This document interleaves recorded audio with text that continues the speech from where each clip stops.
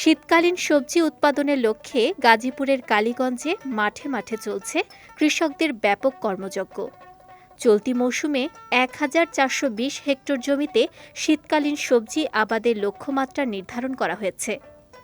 এরই ধারাবাহিকতায় কৃষকরা নতুন করে বীজ রোপণ করতে জমি প্রস্তুত করছেন।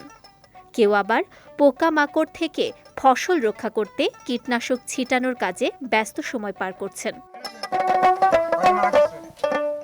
উপজেলা কৃষি বিভাগের সার্বক্ষণিক পরামর্শ ও সহযোগিতায় লাভজনক ফসল উৎপাদনে ঝুঁকছেন বলে জানান স্থানীয় কৃষকরা। যা আছে সব সবজি আমি সিজনে করি, মোটামুটি খারাপ না, সংসারে মোটামুটি আরো খায় আল্লাহ দিলাম নগদ বেচে কিনা। আমি 2 বিঘা জমি করছি, গত বছর 10,000 টাকা লাভ হয়েছে। এবছর আবার 2 বিঘা করছি, ফুলকপি করছি, মূলা করছি, ডাঁটা করছি, লাল শাক করছি। এখন আমি প্রায় 30,000 টাকা বিক্রি করছি, আরো 10,000 টাকা বেচতে পারবো। ফুলকপি মনে হয় 3 লাখ টাকার মতো বেচতে পারবো, আল্লাহ দেওয়া হয়। মনে করেন যে 2 বিঘা জমিতে আমি সবজি চাষ করি। গেছে বছর হচ্ছে এই বছর লাল শাক মনে করেন যে ভালো বেচে কেনা হয়েছে, মোটামুটি ভালো দাম পাইছি। প্রতি বছরই আমি টাল, লাউয়ের টাল, বেগুন গাছ, টমেটো গাছ, লাল শাক, পেঁপে এগুলা লাগায়া বিক্রিও করি, আত্মীয় স্বজনরাও দিই, নিজেও খাই।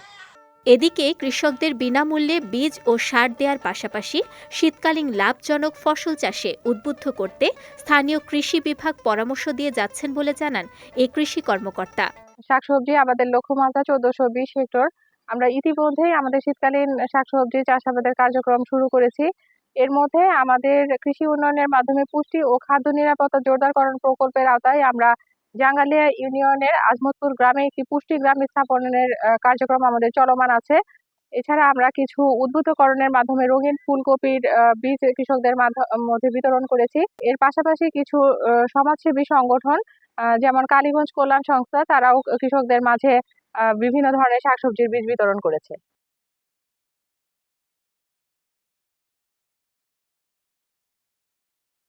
বাজারে পর্যাপ্ত চাহিদা থাকায় আগাম সবজি চাষে লাভজনক হচ্ছেন কৃষক, আর তাই নতুন করে আগাম সবজি চাষে ঝুঁকছেন চাষিরা।